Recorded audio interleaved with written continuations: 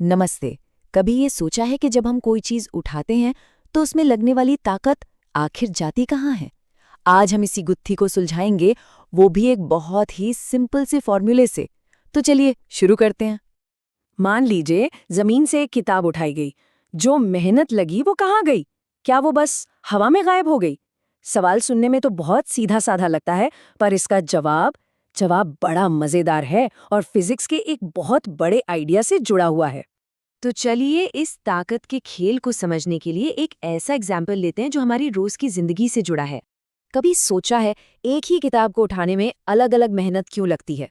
अगर उसे बस मेज तक उठाना हो तो कम जोर लगता है, लेकिन उसी किताब को अगर किसी ऊंची शेल्फ पर रखना हो तो मेहनत बढ़ जाती है। ऐसा होता क्यों है आखिर? तो सवाल ये है कि वो जो एक्स्ट्रा मेहनत लगी वो गई कहाँ?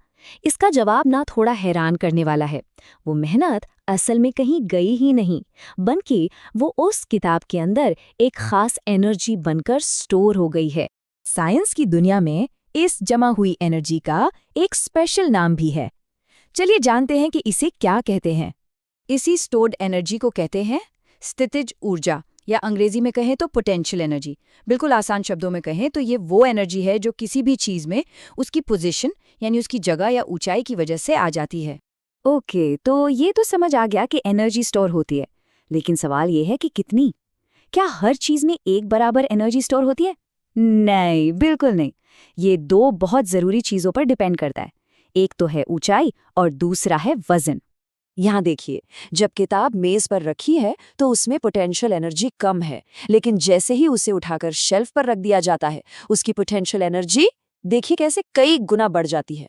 तो पहला नियम तो बिल्कुल साफ है, जितनी ज्यादा ऊंचाई उतनी ही ज्यादा पोटेंशियल एनर्जी। सिंपल। अच्छा, अब एक और सवाल सोचिए, एक पंख और एक भारी भरकम पत्थर दोनों को एक बराबर ऊंचाई तक उठाना हो, किसमें ज्यादा मेहनत लगेगी? जाहिर सी बात है, भारी पत्थर में। और बस यहीं से हमारा दूसरा नियम भी निकल आता है। किसी चीज का वजन या कहिए मास जितना ज्यादा होगा, उसे उठाने पर उसमें उतनी ही ज्यादा एनर्जी स्टोर होगी, भले ही उसे सेम हाइट तक उठाया गया हो। तो हमने ऊंचाई और वजन दोनों का खेल समझ लिया।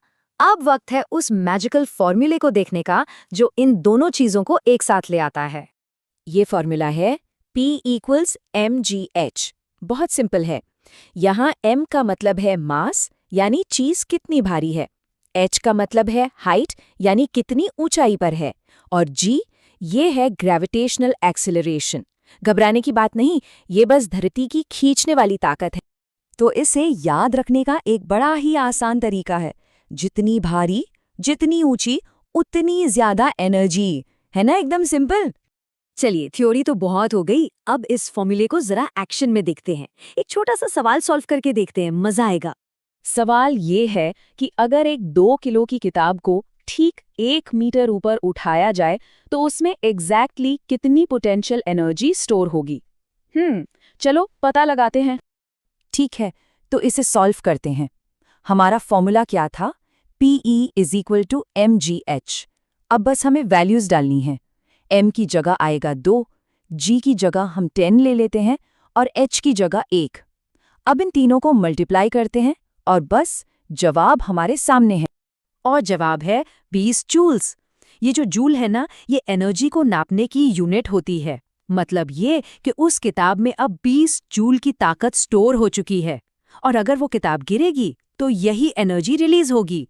तो आज जो भी कुछ सीखा उसे एक बार फटाफट से रिकैप कर लेते हैं, ताकि सब कुछ दिमाग में एकदम पक्का हो जाए। तो बात सीधी सी है। पहली, किसी भी चीज को उठाने पर उसमें एनर्जी स्टोर होती है। दूसरी, इस एनर्जी को कहते हैं पोटेंशियल एनर्जी या स्थितिज ऊर्जा। तीसरी, ये एनर्जी चीज के वजन और उसकी ऊंचाई पर डिपेंड करती है। और चौथी और सबसे जरूरी बात, इसका फॉर्मूला है Pe=mgh। और अब जाते जाते एक मजेदार सवाल सबके लिए। अगर वही 2 किलो की किताब चांद पर 1 मीटर ऊपर उठाई जाए तो क्या तब भी उसमें 20 जूल एनर्जी ही स्टोर होगी? सोचिए जरा, हमारे फॉर्मूले Pe=mgh में ऐसा क्या है जो चांद पर जाकर बदल जाएगा? इस पर सोचिएगा जरूर।